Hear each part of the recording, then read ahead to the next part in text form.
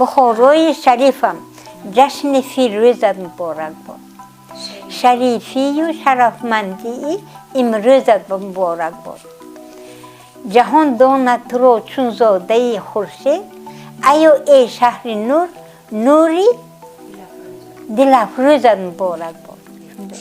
بخارای شریف مطیه.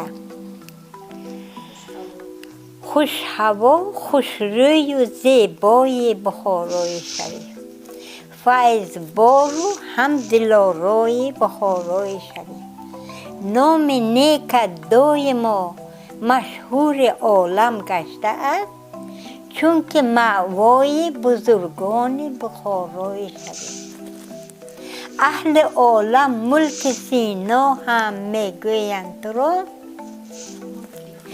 ملک فاتح شاه سامان بخارای شریف.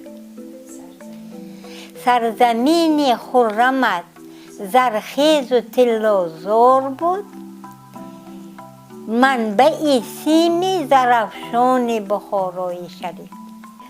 صابران با صبر و برداشت، بزرگان با خرد، دور میکردن همه زخم بخارای شریف.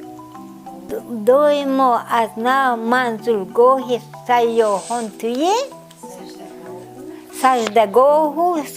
سجدگاه خیرخواهان بخارای شریف.